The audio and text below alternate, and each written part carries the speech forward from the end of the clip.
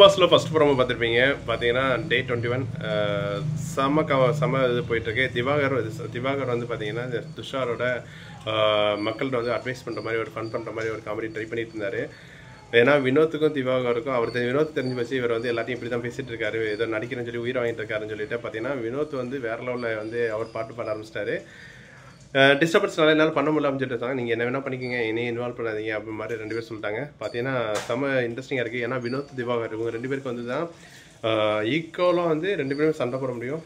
So அதனால் வந்து பார்த்தீங்கன்னா 2 பேருக்கும் எலியும் பூனை மாதிரி வந்து செயல்பட்டுருக்காங்க. சார் செம்ம கம்பாவாக இருக்குது. ஸோ இவர் வந்து திவாகர் வந்து இவர்கிட்ட கம்ப்ளைண்ட் பண்ணுறாரு பிரதீப் வந்து என்ன சொன்னார்னா, இல்லை அது அவரோட உரிமை, நீங்கள் பண்ணுறது பண்ணுங்கள், அவர் பண்ணுறது அவர் பண்ணுறது, அது வந்து நான் யாரும் பண்ண முடியாது, அவன் உரிமை அப்படின்னு சொல்லியிருக்காங்க. ஏன்னா அது தெரியும், இவர் வந்து எல்லாத்தையும் கேமரா முன்னாடி ரீல்ஸ் பண்ணுறேன்னு சொல்லி உயிர் வாங்கிட்டு இருக்காருன்னு சொல்லி எல்லாருக்குமே தெரியும். அதனால் வந்து பார்த்தீங்கன்னா அது எப்படி பிரேக் பண்ணுறது பார்த்தீங்கன்னா பண்ணிகிட்ருக்காரு. செம்ம இன்ட்ரெஸ்டிங்காக போயிட்டுருக்கு. இந்த வாரம் ஃபுல்லாக வந்து பார்த்தீங்கன்னா பிக் பாஸில் மேக்ஸிமம் எல்லாமே யூனிஃபார்ம் ட்ரெஸ்ஸில் தான் இருப்பாங்க. ஏன்னா அந்த ஆர்மி இது மாதிரி கொண்டாடுறாங்க. எல்லாருக்குமே ப்ளே பண்ணால் மட்டும்தான் சாப்பாடு அப்படின்னு சொல்லிட்டாங்க. ஏன்னா அந்தளவுக்கு கண்டென்ட் வந்து கொடுத்துருக்காங்க.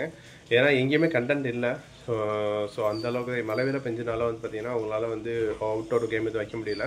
ஸோ இந்த மாதிரி தான் போயிட்டுருக்கு. ஸோ இதை பற்றி என்ன நினைக்கிறீங்கன்னு சொல்லி கமெண்ட் பண்ணுங்கள். பிடிச்சிருந்தா லைக் பண்ணிவிடுங்க.